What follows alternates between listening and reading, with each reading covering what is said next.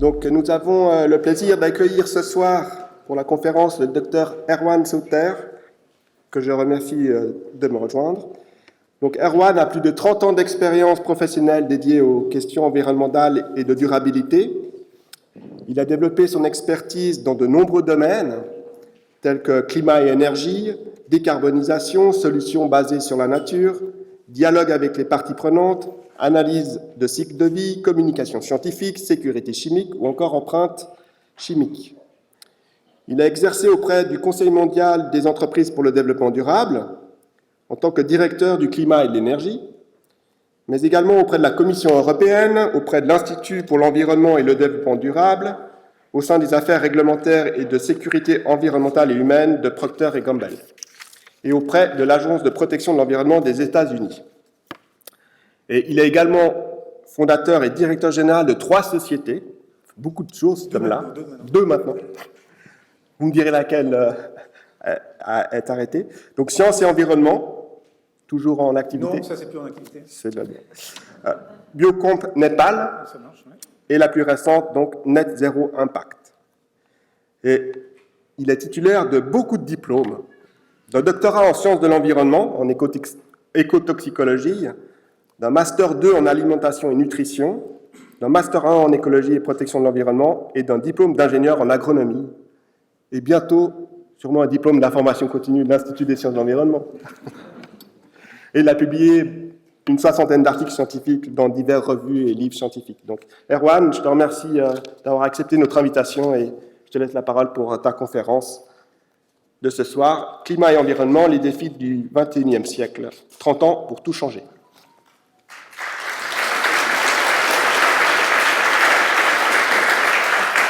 Donc, merci beaucoup, et c'est un vrai plaisir et un honneur d'être avec vous.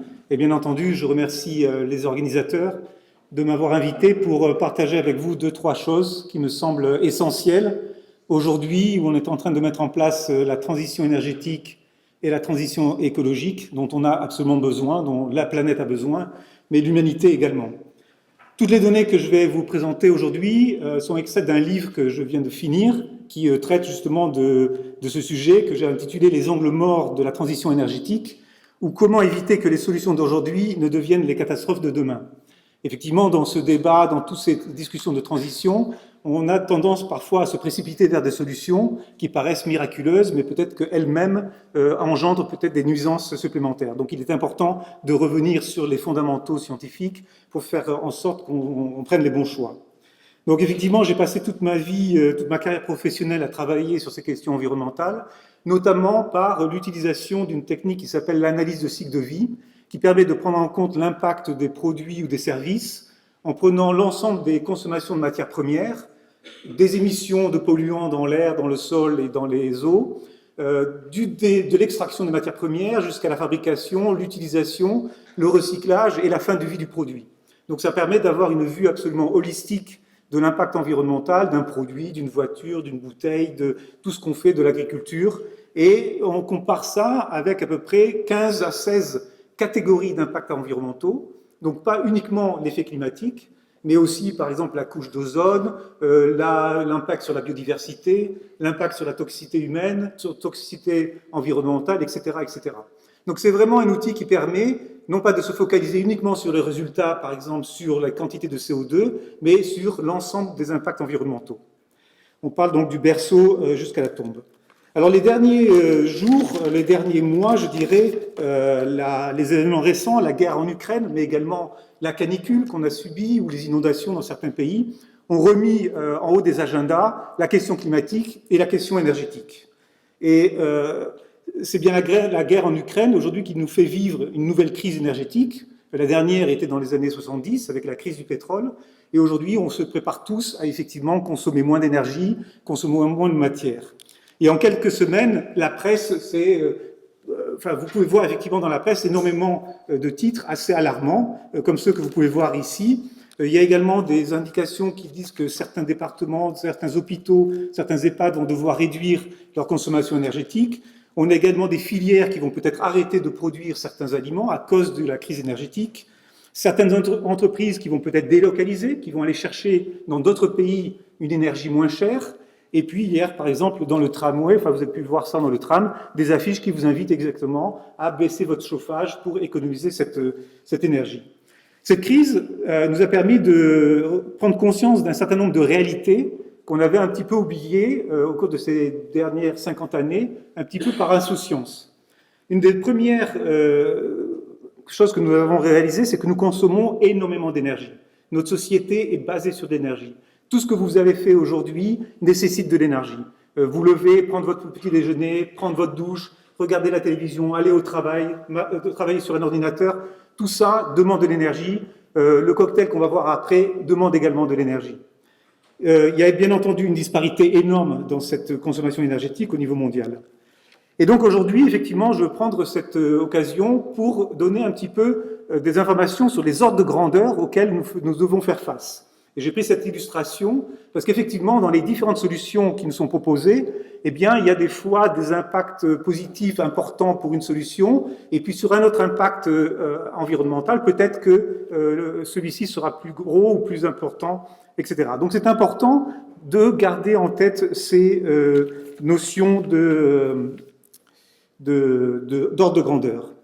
Aujourd'hui, la plupart des feuilles de route qui ont été développées par des organisations internationales, par les pays, par des think tanks, reposent sur un certain nombre pas de vérités, mais d'espoirs. Le premier, c'est que les énergies fossiles seront éliminées en 2050. On n'aura plus recours à ces énergies au niveau planétaire. Une autre proposition, c'est qu'effectivement, les énergies seront essentiellement du renouvelable. Donc ça aussi, est-ce que ça va être possible? Une autre hypothèse, c'est que toute la mobilité deviendra électrique, le chauffage, ce sera électrique, la plupart des processus industriels devront également être électrifiés. Donc on est dans une situation où on va augmenter notre production et notre consommation d'électricité. Et puis ces feuilles de route aussi misent beaucoup sur l'efficacité et la sobriété. On en a parlé tout à l'heure, il va falloir maintenant quantifier dans quelle mesure ces mesures d'efficacité et de sobriété vont pouvoir répondre à la demande. Donc aujourd'hui, il faut se poser la question urgemment, parce que c'est maintenant qu'il faut agir, de savoir si ces feuilles de route sont crédibles et si elles ne risquent pas, dans leur implémentation, créer d'autres problèmes qu'il va falloir régler demain. Et donc c'est un petit peu ce que je voudrais aborder rapidement avec vous aujourd'hui. Et avant de commencer, je voudrais revenir sur quelque chose de très rapidement, sur l'histoire de l'énergie ou la relation entre Homo sapiens et l'énergie. Et comme vous le savez, on dit généralement qu'il y a eu déjà 3 révolutions énergétiques. Et la première a eu lieu avec l'utilisation du feu de bois. Alors la découverte du feu de bois remonte peut-être à 1 million d'années, mais son utilisation régulière par Homo sapiens, c'est à peu près 300-400 000 ans. Et ce feu de bois ou ce feu de paille ou de déjection animale séchée était utilisé pour cuisiner et pour se chauffer et s'éclairer. Et cette période a duré de moins 300 000 ans à moins 10 000 ans, donc à peu près 12 000 générations. Vous imaginez 12 000 générations où ils n'ont utilisé que ce type d'énergie pour pouvoir se développer, pour pouvoir se maintenir en vie. 4400 siècles.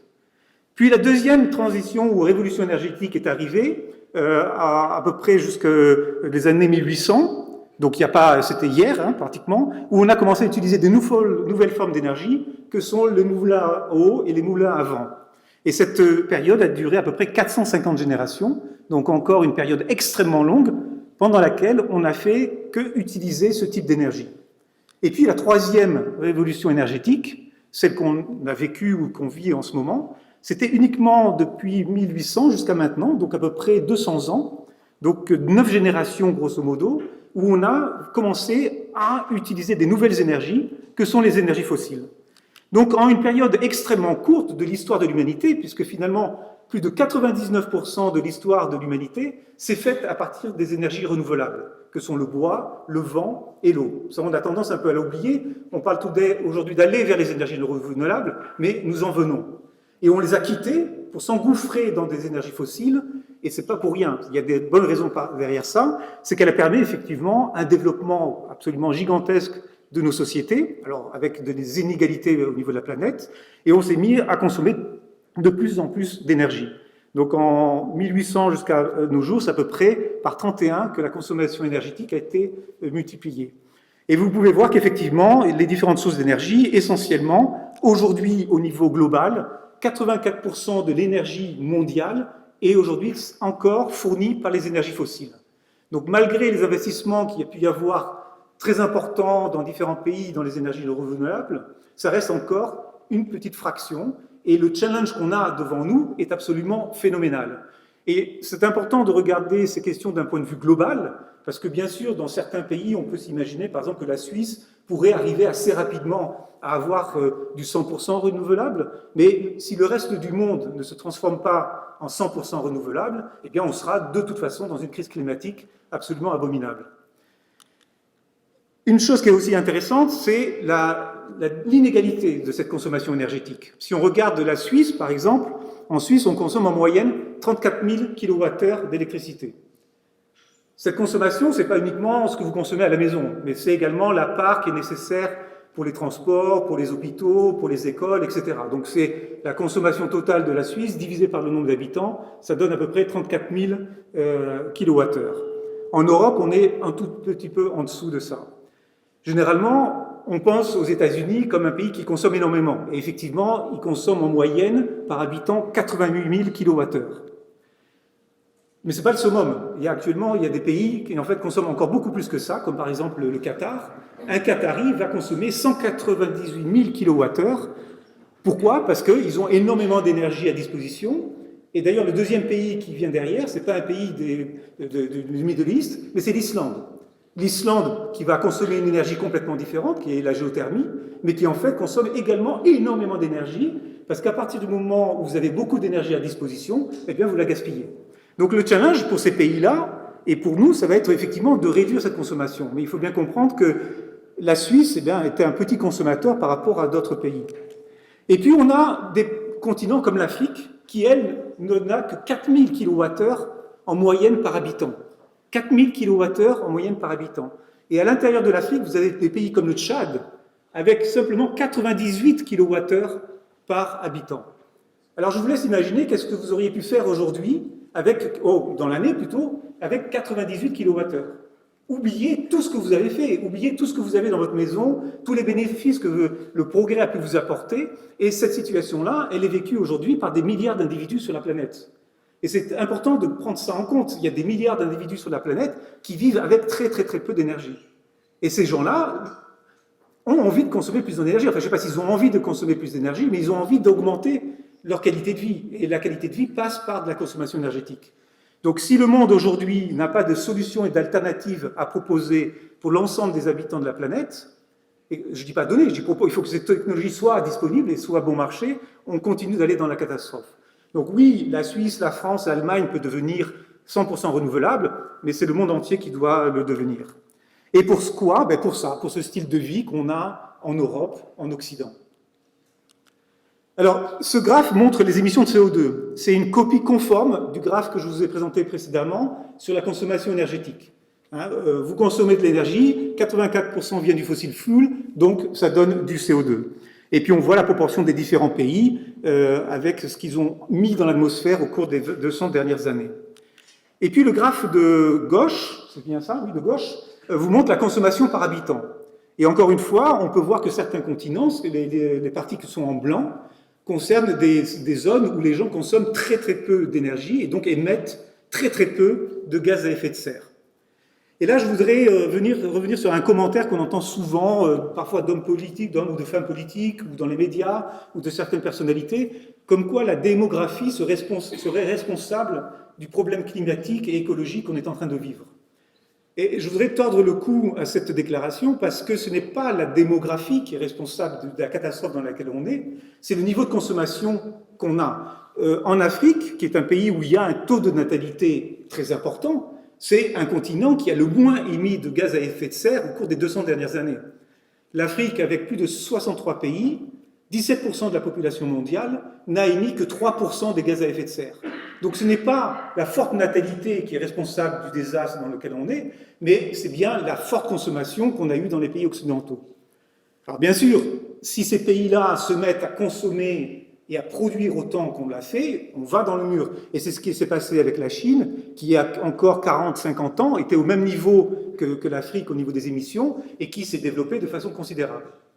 Juste une petite parenthèse sur la Chine, une grosse partie, enfin pas une grosse partie, mais un tiers à peu près des émissions de la Chine sont en fait à attribuer aux pays européens, occidentaux, puisqu'on a délocalisé toute notre production vers ces pays-là. Donc c'est pas, ici je ne cherche pas à rendre coupable qui que ce soit, hein, on est tous coupables au niveau de la planète, mais simplement, voilà, les émissions sont distribuées de façon différente. Vous avez peut-être vu ce schéma-là qui montre effectivement les conséquences d'avoir plus de gaz à effet de serre dans l'atmosphère.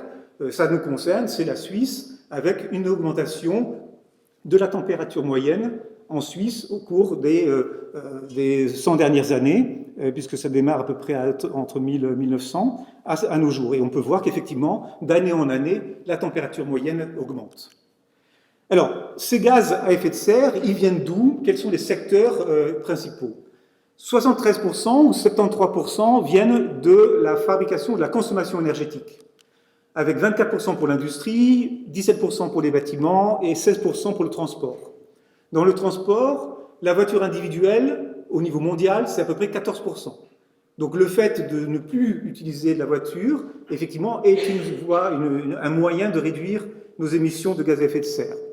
L'agriculture, hein, toujours au niveau mondial, 18%, avec l'élevage, les sols. Les sols, je sais pas, vous devez savoir que les sols naturellement contiennent énormément de carbone. L'agriculture intensive qu'on a mis en place au cours des 50 dernières années fait que ce carbone-là est relargué dans l'atmosphère, et donc c'est de là que viennent les émissions de CO2 ou de gaz à effet de serre. Puis on a des procédés industriels, et puis enfin les déchets. Donc il va falloir maintenant décarboner l'ensemble de ces secteurs, sachant qu'effectivement, ces secteurs nécessitent à 84% des énergies fossiles. Donc la question, c'est est-ce qu'on va être capable de défaire en 30 ans, ou même en moins de 30 ans? 30 ans, c'est les 2050 que vous entendez en permanence dans les rapports, dans les médias, ce qu'on a mis 200 ans à bâtir. Donc le challenge, il est énorme. C'est pas uniquement dire oui, il suffit de faire ci et de faire ça, c'est vraiment énorme. La sobriété toute seule ne va pas suffire. Les énergies renouvelables, peut-être pas non plus. Donc il va falloir faire des changements structurels absolument très très importants. Alors aujourd'hui, je vais simplement me focaliser sur la partie énergétique et essayer de comparer ces énergies à partir de l'analyse de cycle de vie sur quelques critères. Donc aujourd'hui, effectivement, la partie supérieure, c'est celle qu'on veut éliminer éventuellement, tout ce qui est combustible fossile. Et puis, on a à disposition les énergies basées sur le mouvement, le vent, l'eau, la marée, puis bien d'autres.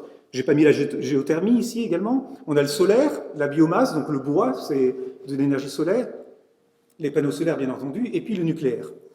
Et la question qu'on doit se poser maintenant, ok, on a ces énergies à disposition, est-ce que toutes ces énergies sont comparables? Est-ce qu'il suffit juste de mettre une barre sur la partie haute du graphe et de dire, ben voilà, maintenant on a ça à disposition. Éventuellement, on met également une barre sur la partie basse, parce qu'il y a beaucoup de pays qui veulent éliminer le nucléaire. Est-ce qu'on va pouvoir donner l'énergie dont la planète a besoin uniquement avec les parties centrales qu'on a ici? Et donc ici, je vais illustrer quelques éléments basés justement sur l'analyse du cycle de vie. On ne va pas regarder tous ces critères-là, mais je les ai étudiés, donc j'ai les données par rapport à ça, juste pour illustrer un petit peu les ordres de grandeur auxquels nous devons faire face. Donc le premier critère, c'est ce qu'on appelle la densité énergétique. À savoir que lorsque vous êtes par exemple à la tête d'un pays et vous devez fournir X giga ou térawattheures d'électricité ou d'énergie à votre population, vous avez différentes sources à disposition. Et ici, c'est un calcul qui a été fait, donc c'est la puissance qu'on peut installer par mètre carré de sol. Et pris en compte ici, le besoin d'espace pour les mines, si jamais vous avez du charbon, eh bien, il faut aller creuser pour aller chercher le charbon, le transport du charbon par exemple, la construction de l'usine, et éventuellement le tas de cendres qu'il va falloir mettre quelque part. Pour le gaz, on arrive à un calcul de 482 watts par mètre carré. Et donc il y a la publication ici, si jamais vous êtes intéressé pour aller chercher plus loin. Et puis on a les autres énergies, qui sont calculées de la même façon sur le cycle de vie. Donc le pétrole, ce sera les puits de pétrole, le charbon, mais ce sera les mines à charbon. On a le nucléaire, et puis on a ces fameuses énergies qu'on veut utiliser en complément pour remplacer ces 84% d'énergie fossile. Et donc ici, on se rend compte donc effectivement que ces nouvelles énergies, elles ont une densité énergétique au sol extrêmement faible. Donc ça ne veut pas dire qu'on ne doit pas les utiliser, simplement ça a des conséquences politique, géographique, d'urbanisme, à savoir que si on veut que ces énergies-là remplacent majoritairement les énergies fossiles, eh bien il va falloir beaucoup d'espace pour pouvoir produire la même quantité d'énergie. Et ce n'est pas forcément un problème. Si on regarde par exemple la Norvège produit à 92% son électricité à partir de barrages. Donc il y a des pays qui ont la ressource et les moyens, parce qu'ils sont gâtés par la nature, ils peuvent effectivement avoir une énergie pratiquement à 100% renouvelable. Des pays qui sont inondés par le soleil et qui ont énormément d'espace, j'imagine des pays par exemple en Afrique, près du désert, on peut imaginer effectivement que l'énergie solaire a un rôle primordial, crucial à jouer. Mais dans d'autres pays, il va peut-être falloir jouer avec un mixte énergétique pour pouvoir fournir l'énergie dont on a besoin. Donc, à gauche, c'est les énergies à éliminer. Le nucléaire, je l'ai mis au milieu parce qu'il est très controversé. Il y a des pays qui veulent absolument l'éliminer, d'autres qui veulent le garder. Et puis, on a les énergies de remplacement dont j'ai parlé. À gauche, ce sont des énergies qu'on appelle denses et pilotables, c'est-à-dire qu'il suffit de tourner le bouton pour fournir de l'énergie, alors que sur la droite, c'est des énergies qui sont diffuses et intermittentes. C'est-à-dire que quand il n'y a pas de soleil, la nuit, il n'y a pas d'énergie solaire. Quand il n'y a pas de vent, il n'y a pas d'énergie éolienne. C'est comme ça. C'est un fait physique. C'est pas politique, c'est pas idéologique, c'est un fait incontournable. Donc il faut faire avec ça. Un autre critère, bien entendu, c'est les émissions de CO2. Laquelle produit moins de CO2 ? Il n'y a pas à photo. Le charbon, c'est l'énergie qui produit le plus de CO2 à chaque fois que vous l'utilisez. On a le pétrole. Alors le pétrole n'est pas du tout utilisé pour fabriquer de l'électricité, parce que c'est beaucoup trop cher pour fabriquer de l'électricité, mais je vous donne quand même l'équivalent. Et puis le gaz, 490 grammes. Et puis, ici, il y a une chose quand même qui est assez intéressante, c'est que le monde aujourd'hui fonctionne avec des énergies fossiles, et depuis 20 ans, 30 ans, on a une technologie qui existe qui s'appelle Carbon Capture and Storage, c'est-à-dire qu'on a la possibilité de mettre en bout de cheminée des systèmes qui vont récupérer le CO2, et on va pouvoir le trapper et le mettre en sous-sol. Ces techniques existent. La réduction qu'on peut avoir en bout de cheminée est à peu près de 90%.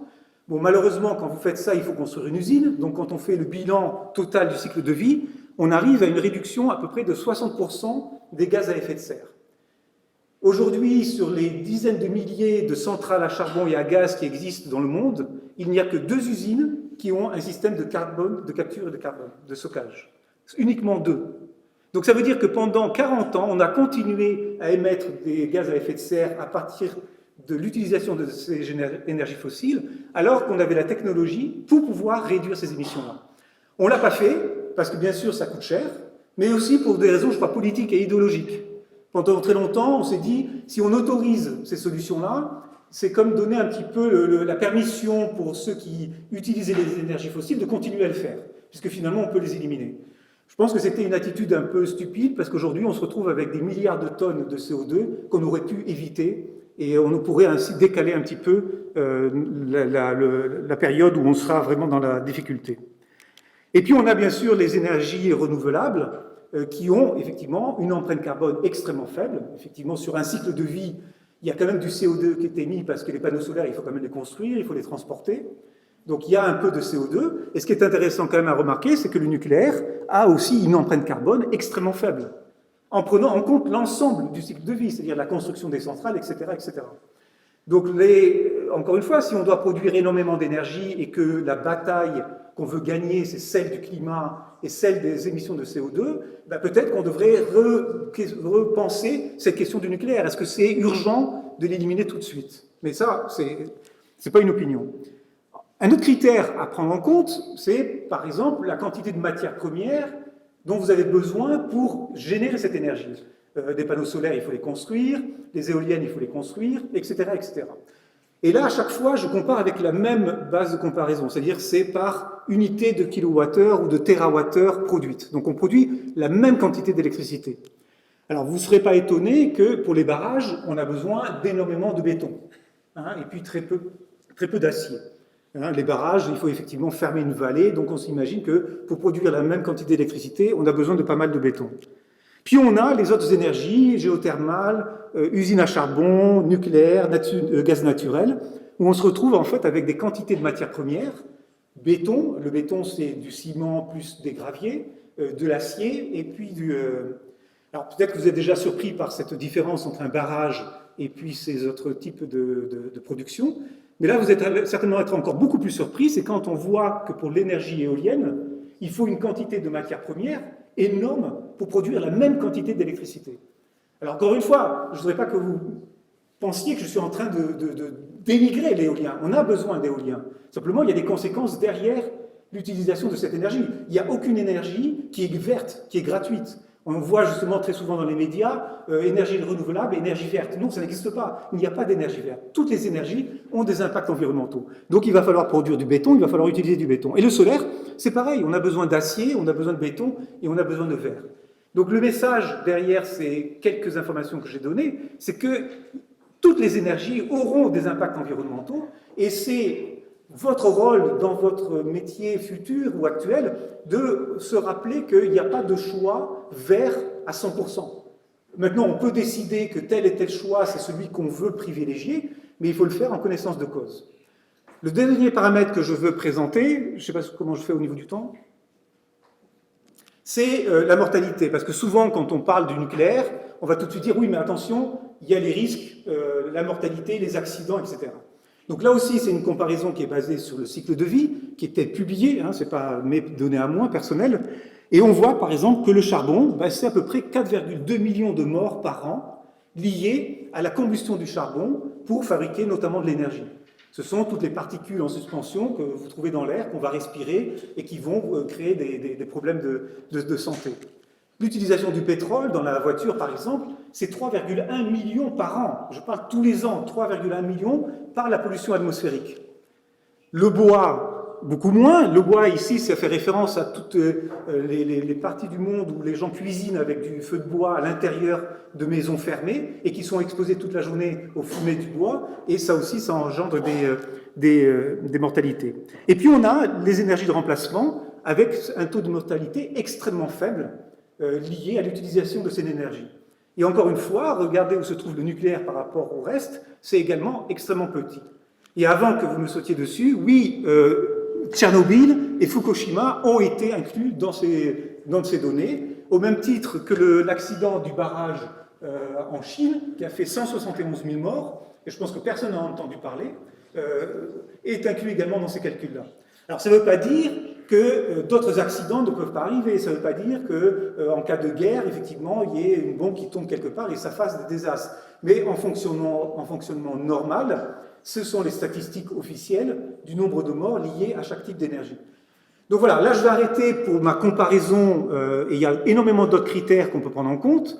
Il y a bien sûr des critères sociaux, c'est essentiel de prendre en compte les critères sociaux, des critères économiques, des critères de paysage, des critères de culturels, à savoir pour décider du type énergétique qu'on veut mettre en place. Alors, juste pour assurer les scientifiques dans la salle qui diraient, ok, ce gars, il a fait une sélection de ce qu'il voulait montrer et puis il a laissé les mauvaises données derrière. Je ne vais pas commenter ce résultat rapidement, mais vous pouvez voir d'un côté le résultat d'une analyse de cycle de vie complète avec tous les critères environnementaux. Ah, pardon. Tous les critères environnementaux dont je parlais tout à l'heure, donc la liste est relativement longue, ce n'est pas uniquement l'effet de serre.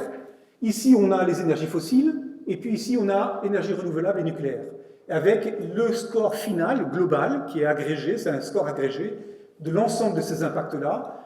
Comparé aux énergies fossiles, et cette partie-là, il n'y a pas photo, les énergies fossiles doivent être éliminées ou au moins éviter les émissions de gaz à effet de serre en utilisant ces énergies-là. D'ailleurs, je précise pour dire qu'il y a à l'EPFL, il y a un projet extrêmement intéressant de captage du CO2 en sortie de pot d'échappement, et ce CO2 serait réutilisé pour fabriquer du fuel. Et donc c'est une alternative qui aujourd'hui pourrait être très intéressante dans la mesure où certainement que la voiture thermique va encore continuer pendant un certain temps. Donc voilà, donc c'est pour vous dire que ce que je vous raconte, il y a des données très complètes derrière tout ça. Je ne vais pas parler des piliers d'action parce qu'on n'a pas le temps, j'arrive à la fin de mon temps, mais c'est juste pour vous dire que, bien entendu, je traite de ça. C'est un des piliers, c'est la réduction des émissions. Un autre, c'est investir massivement dans les technologies bas carbone. Alors, je préfère utiliser le terme bas carbone que renouvelable, parce que je pense que la solution, c'est bas carbone, c'est éliminer les émissions. C'est investir massivement dans les solutions naturelles. Alors, les solutions naturelles, c'est quoi? C'est planter des arbres, c'est restaurer le carbone dans les sols, c'est protéger les mangroves. Et là, encore une fois, je vais faire une petite discrétion. Souvent, on associe ces solutions naturelles, planter des arbres, à du greenwashing. Et je voudrais insister sur le fait que non, planter des arbres, restaurer la couverture forestière, restaurer la fonctionnalité des écosystèmes, ce n'est pas du greenwashing. Ce qui est du greenwashing, c'est de prétendre d'être carbone neutre en faisant ce type d'action. Donc effectivement, prendre un billet d'avion et donner 10 € pour compenser et planter des arbres, c'est du greenwashing. Mais par contre, que la compagnie investisse 100 000, enfin 1 million, peu importe, dans la restauration des écosystèmes, ça, on en a besoin. Donc là encore, il y a beaucoup de débats qui s'opposent à l'utilisation des solutions naturelles, sous prétexte que certaines sociétés pourraient les utiliser à leur avantage, mais il faut dire, on s'en fiche. Ce qu'on veut, c'est qu'on doit restaurer les écosystèmes. Et puis, dernière partie, c'est changer nos habitudes. Donc là aussi, je pourrais en parler très longtemps. Qu'est-ce qu'on peut faire individuellement? 3 choses essentielles. Marcher ou prendre le vélo le plus possible, se chauffer à 19 degrés dans la maison et devenir le plus végétarien possible. Si vous faites ces 3 actions-là, vous avez déjà réduit de façon considérable votre empreinte environnementale, votre empreinte carbone. Ensuite, le reste, c'est extrêmement difficile. Ça va être plutôt des mesures institutionnelles. Tout ça, il va falloir faire cette transition énergétique, changer le mix énergétique, éliminer 84% de ce qu'on consomme tous les jours, dans une situation où on doit produire plus de nourriture, donc peut-être plus d'espace pour produire la nourriture, plus d'énergie, 800 millions de personnes qui n'ont toujours pas accès à l'électricité. Ça paraît un chiffre statistique juste comme ça, mais imaginez que vous rentrez chez vous ce soir et vous n'avez pas d'électricité. Et c'est la situation tous les jours, pas d'électricité. Plus de forêts pour stocker le carbone, plus d'espaces naturels pour restaurer la biodiversité, plus de construction parce qu'on va avoir 10 milliards d'individus sur la planète, 70% vont vivre dans des grandes villes, et plus de matériaux. Aujourd'hui, l'utilisation du sable est en crise parce qu'on n'a plus assez de sable pour faire du béton. Donc on est dans une situation, dans un monde où il y a des tensions de tous les côtés. Donc cette transformation énergétique, on a intérêt à bien réfléchir avant de s'engager dans une solution unique pour régler ce problème. Alors la grande question, et j'ai bientôt fini, je vous promets, c'est évidemment, ça coûte de l'argent, ça coûte beaucoup d'argent. Je suis sûr que vous connaissez Yuval Noah Harari, qui a écrit un livre extraordinaire, Sapiens, que je vous recommande, et avec son équipe, ils ont fait une revue bibliographique de toutes les estimations de coûts pour payer cette transformation, cette transition énergétique. Et ils estiment que c'est à peu près 2% du PIB mondial. Il faut investir annuellement 2% du PIB mondial, qui est énorme, c'est à peu près 1,7 trillion de dollars, donc c'est beaucoup, beaucoup d'argent, pour réaliser cette transition énergétique. Mais cet argent-là, c'est effectivement beaucoup, mais en 2008, pour sauver le système bancaire mondial, les États-Unis ont investi 3,5% du PIB. Pour combattre la crise du Covid, les pays ont investi 14% du PIB. Le PIB, 2% du PIB, c'est aussi les subventions qu'on donne aux compagnies pétrolières tous les 3-4 ans. C'est aussi le gaspillage alimentaire. Tous les 2 ans, le volume de gaspillage alimentaire, c'est à peu près 2% du PIB global. Et c'est également 10% des évasions fiscales. Donc l'argent, il y en a. L'argent, on l'a. Et il suffit de décider si on veut le faire, si c'est important à faire, on a l'argent pour le faire. Donc voilà, une chose que je n'ai pas du tout parlé, c'était l'aspect social. Il faut savoir que derrière les choix qu'on va faire, il y a également des gens qui vont travailler, il y a des gens qui vont aller dans les mines, chercher les matériaux dont on a besoin pour payer notre transition énergétique. Et derrière ça, il y a aussi du travail d'enfants, où il y a aussi des paysages qui vont disparaître. Par exemple, le lithium, qui est un élément essentiel pour la fabrication des batteries, eh bien, on va être amené à détruire des paysages entiers pour récupérer ce lithium. Encore une fois, on n'a fait que détruire dans notre histoire de Homo sapiens. Donc on peut très bien dire, c'est OK, mais il faut le savoir. Il ne faut pas s'imaginer que non, une éolienne, ça vient sans impact. Une éolienne et une batterie, ça vient avec des impacts. Et on peut très bien décider, OK, c'est bien, on prend ces impacts. Moi, ce que je souhaiterais, c'est qu'on ramène toutes les mines qu'on puisse ramener, c'est-à-dire qu'il faut avoir les matières premières en sous-sol, en Suisse, en France, en Italie. Et là, je pense qu'on serait confronté à cette question, effectivement, environnementale d'une manière différente. Aujourd'hui, on peut rouler dans une voiture électrique, sachant que tous les problèmes environnementaux et sociaux se passent en Chine et en Afrique. Donc on est un peu hypocrite par rapport à ça.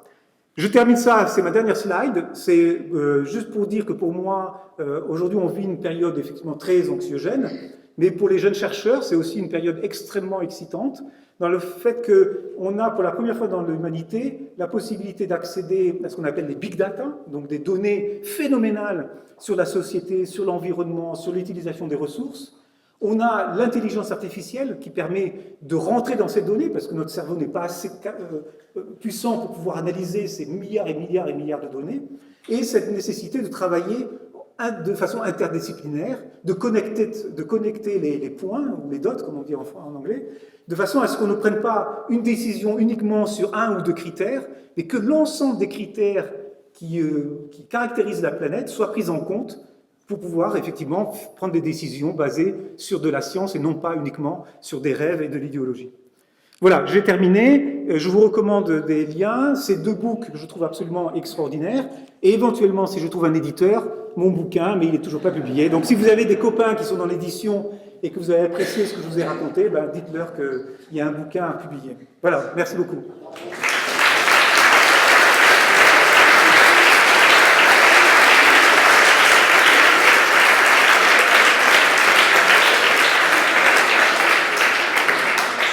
Alors merci Erwan pour cette mise en perspective de différentes dimensions et de différents ordres de grandeur qui dans tous les cas questionnent, mais sans doute promeut la pensée complexe et interdisciplinaire pour bâtir les solutions de demain.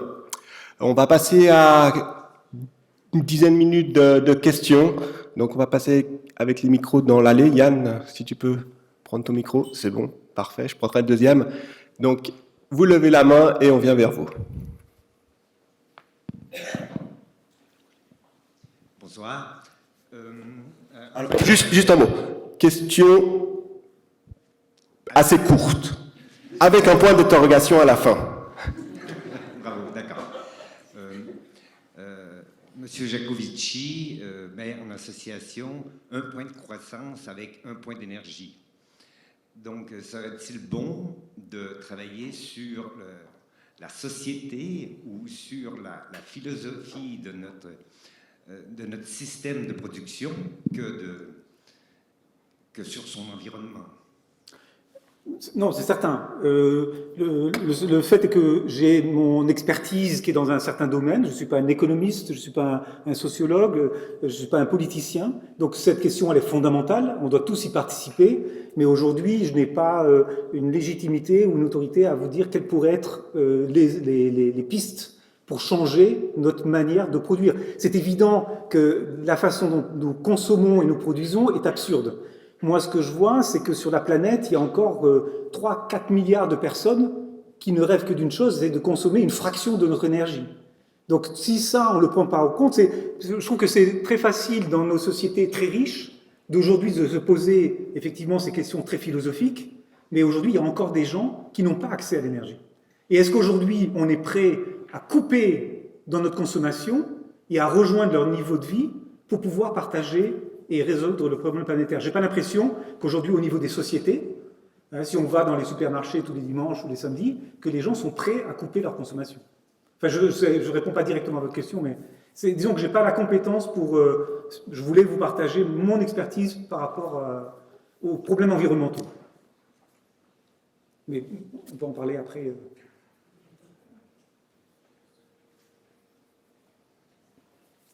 Ça sera de ce côté.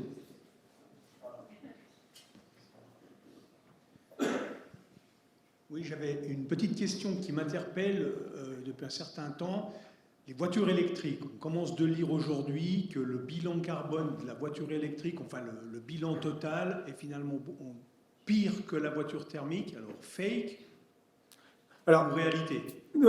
Non, je pense que c'est... Alors, dans les analyses de cycle de vie, on a généralement tendance de dire ça dépend. Donc ça dépend des scénarios. Aujourd'hui, je pense qu'il y a un consensus avec toutes les études qui ont été faites pour dire que la voiture électrique, à partir de 20 000, 25 000 km, a un bilan positif. Au niveau des gaz à effet de serre. Mais c'est là où l'étude ACV est importante, c'est qu'il n'y a pas que les gaz à effet de serre. La voiture électrique, il faut des métaux et des terres rares qu'on va chercher en Chine, qu'on va chercher en Afrique, qu'on va chercher en Amérique du Sud, dans des conditions, dans certains pays, sociales et environnementales catastrophiques. Donc c'est, quand je dis ne pas faire une transition qui va créer les crises de demain, C'est ça que je veux dire. Alors la voiture électrique, oui, on en a besoin. Là où je trouve complètement absurde, c'est de tout miser sur la voiture électrique. Je trouve que l'homme est très binaire. Il y a une solution, enfin il n'y a qu'une solution à la fois. C'est-à-dire que c'est ça ou pas ça. Alors que pour moi, c'est un mixte. L'exemple que je vous donnais de Captis à l'EPFL devrait contribuer à la décarbonisation de la mobilité. Le captage du carbone en fin d'usine devrait contribuer à la décarbonisation. Malheureusement, pour des raisons idéologiques, on n'a pas autorisé ces solutions à être utilisées. Donc je reviens à la voiture électrique. Oui, la voiture électrique, pour le CO2 et les particules en suspension en ville, c'est gagnant, mais au niveau du cycle de vie, il n'y a pas que le CO2. Donc certainement que non, ce n'est pas la solution idéale. C'est peut-être une solution transitoire, mais ce n'est pas une solution idéale. Ou à long terme, ou à généraliser. Oui, ici, derrière vous. Oui, merci beaucoup pour cet exposé passionnant. Vous avez parlé d'une étude qui a chiffré les coûts en termes de pourcentage de PIB, 2%, qu'il faudrait investir pour faire retourner vers un monde plus vivable, on va dire. Il y a un autre coût qui est intéressant, je ne sais pas si vous êtes en mesure peut-être de dire des chiffres, je ne les ai pas en tête, mais on chiffre aussi les coûts de l'inaction, c'est-à-dire que les coûts de l'inaction, c'est-à-dire que, évidemment que vous avez décrit ce tableau qu'on comprend qui est que les pays riches ont spolié l'essentiel des ressources avec les coûts environnementaux qui sont payés par les pays où ces ressources sont exploitées. Et quelque part, sans dommage local, les mines ne sont pas chez nous. Et puis, quelque part, maintenant, avec ces phénomènes de cette accélération du changement climatique, on voit qu'il y a des conséquences aussi pour les pays riches et qu'on va commencer à sentir avec les canicules plus fréquentes, les problèmes de ressources en eau, demain, l'élévation des niveaux des mers, etc. Et ça, c'est des coûts énormes aussi qui sont devant nous. Et je ne sais pas s'il existe un comparatif, finalement, qui permette de mesurer le coût les 2% du PIB, puisque ça coûte si on fait rien. Si, enfin, je n'ai pas les chiffres en tête, mais il y a énormément de rapports, beaucoup d'agences comme PricewaterhouseCoopers, comme BCG, qui ont fait ce type de calcul. Il y a aussi des instituts de think tank qui ont fait ce type de calcul. Quel est le coût de l'inaction ? Le coût de l'inaction est 100 fois plus important que l'investissement à faire pour régler ce problème. Donc de toute façon, dans ces présentations-là, je ne parle jamais de coût, parce que le coût, pour moi, est artificiel. Le coût, c'est une donnée qui peut changer à tout moment, en fonction de la demande, en fonction de l'urgence. Le Covid, c'était quel qu'en soit le coût, parce que c'était soit ça, soit la société arrêtait de fonctionner. Donc aujourd'hui, on est dans une situation où on doit appliquer quel que soit le coût, et vous avez raison, le coût de l'inaction est beaucoup plus important que le coût d'investissement. Ça, c'est certain. Et pour les entreprises aujourd'hui, en tant que société, ce que j'apporte aux compagnies, c'est de leur faire comprendre que si elles veulent survivre, si elles veulent être sur le marché demain, c'est-à-dire dans 5 ans, dans 10 ans, elles doivent investir et comprendre que leur chaîne de fournisseurs, leur supply chain va être interrompue, que leur capacité de production va être interrompue, leur capacité de vente va être interrompue. Elles ne seront plus capables de faire du business si... Et c'est pour ça que beaucoup d'organisations patronales s'intéressent à cette question. Le World Economic Forum est beaucoup investi là-dessus, parce qu'ils savent très bien qu'un monde qui ne fonctionne plus, c'est un monde où il n'y a plus de business. Donc... Maintenant, le problème, c'est qu'on ne fait rien, en fait. Il n'y a pas grand-chose qui se fasse.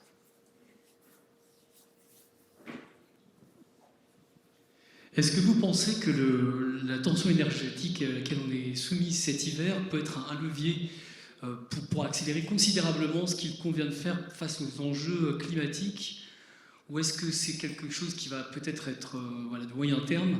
Et puis un peu comme après le Covid, on a tous pris de bonnes résolutions. On repart de plus belle, business as usual à l'avant.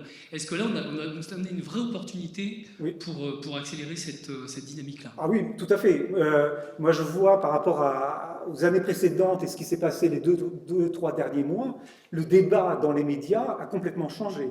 Tout d'un coup, dans les médias, on est sorti de la rêverie ou des solutions miracles à se dire, mais non, finalement, ces solutions miracles ne marchent pas aussi bien qu'on le pensait. Si on prend l'exemple de l'Allemagne aujourd'hui, avec plus de 500 milliards d'investissements dans les énergies renouvelables, l'Allemagne est un des pays avec l'électricité la plus carbonée d'Europe et qui se trouve dans une crise énergétique phénoménale, plus que les autres pays. Donc son investissement dans les énergies renouvelables n'a pas eu un effet miracle qu'on avait vu dans les journaux en permanence pendant 20 ans. Donc aujourd'hui, les gens, il y a on est face à la réalité. Et encore une fois, ça ne veut pas dire qu'il ne faut pas le faire. Il faut investir dans le renouvelable, hein, je ne dis pas ça. Mais ce n'est pas la solution miracle à mettre en place. Aujourd'hui, l'Allemagne est toujours obligée de rouvrir des centrales à charbon, alors qu'elle a 2 centrales nucléaires qu'elle est en train de fermer, qu'elle pourrait maintenir. Bas carbone. Donc effectivement, il y a des fois, on se dit, on marche sur la tête. Il y a encore de l'idéologie qui reste, et je crois que cette situation-là va amener les gens à rationaliser leur réflexion et leur approche de la transition énergétique, en disant, non, il y a des choses, par exemple, plutôt que de promouvoir la voiture électrique qui fait 2,5 tonnes avec des gadgets, on a l'impression d'être dans une navette spatiale et dans un cinéma, quand on rentre dans ces voitures-là, tellement il y a de gadgets, de dire, ben non, la solution, c'est peut-être soit la voiture extrêmement légère, soit promouvoir au maximum la mobilité collective. Donc, voilà, il y a des débats et je pense que ça va, et j'espère que cette crise énergétique, pas pour les gens qui vont en souffrir, parce qu'il y a des gens qui vont en souffrir, mais qu'on l'utilise à bon escient, certainement. Et je pense que ça va, je le vois dans les débats, Pour la première fois, Jean Covici est invité sur des plateaux télévisés de grande audience. Je ne dis pas que Jean Covici, mais c'est quand même quelqu'un qui apporte beaucoup dans ce débat-là. Avant, c'était juste inconcevable. Alors, je ne sais pas si vous connaissez Jean Covici, mais c'est quelqu'un en France qui est impliqué dans ces questions énergétiques depuis très très longtemps. Et qui a ce discours justement de dire comparons les choses de manière rationnelle. Une dernière question qui ira droit. Voilà.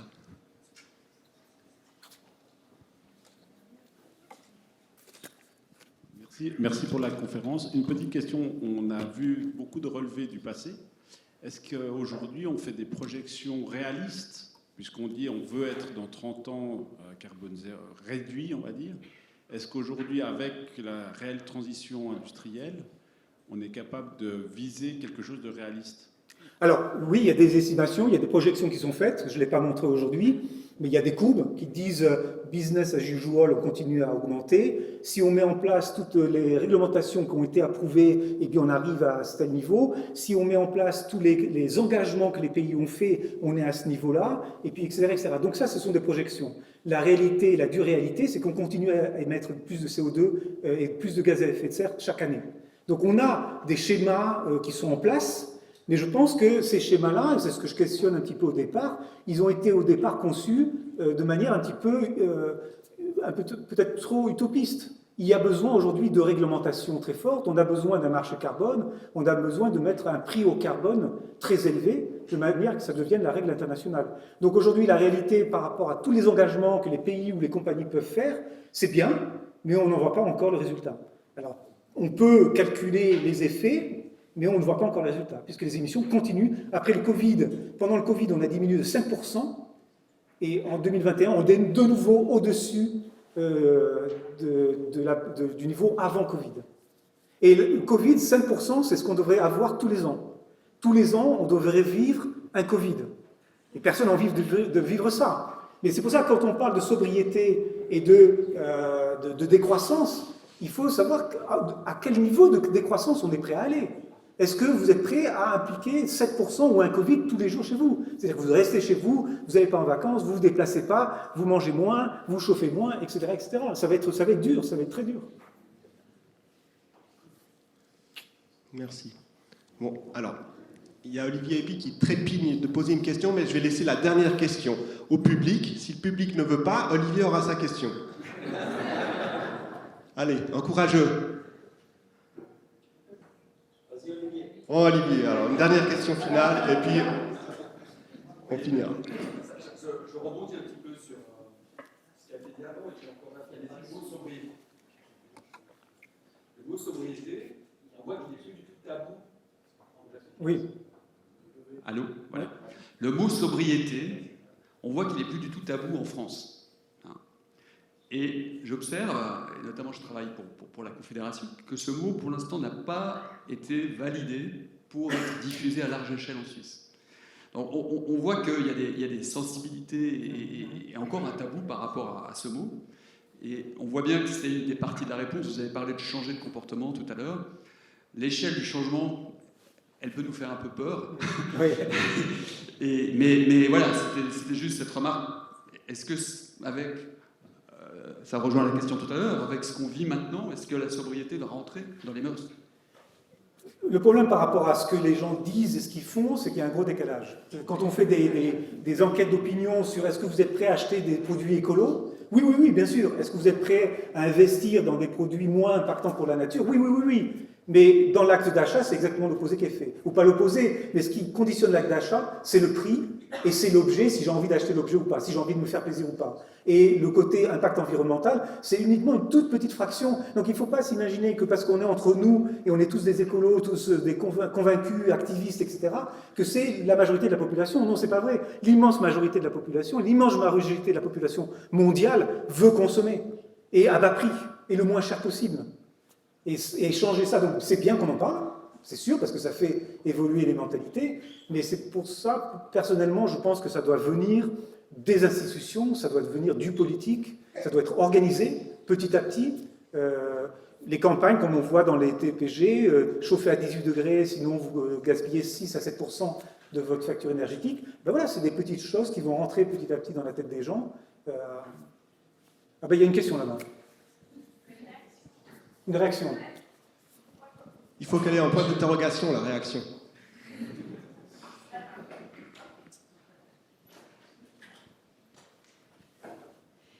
Oui, alors ça marche. Donc, ma réaction, c'est par rapport, oui, les politiques doivent mettre en place ces choses, mais moi je me dis toujours, oui, mais il faut que les gens élisent les politiciens correspondants, et ça, on ne le fait pas. On pourrait le faire, mais on ne le fait pas. Donc, pour moi, ce n'est pas non plus une solution. Enfin, je ne veux pas déprimer tout le monde, mais Non. c'est juste, regardez en Suisse. Je veux dire, en Suisse, on vote même sur les lois, et on a une peine énorme à faire passer les lois qu'il faut. Et donc... Oui, ça va prendre du temps. L'État de Genève nous a commandé une étude justement sur quels sont les messages importants à sélectionner pour communiquer au public et aux citoyens, parce qu'aujourd'hui le citoyen est bombardé de messages écolos.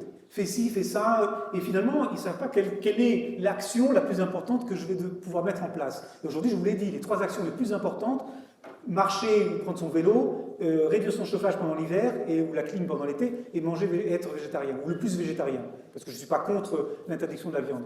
Mais après, faire ses courses avec un sac en plastique ou un sac en papier, c'est pas ça qui va sauver la planète. Donc aujourd'hui, il faut faire une échelle de communication déjà, et ça va prendre du temps. Je suis d'accord avec vous que ça ne va pas se faire du jour au lendemain, ça c'est sûr. Voilà, merci Erwan pour cette conférence.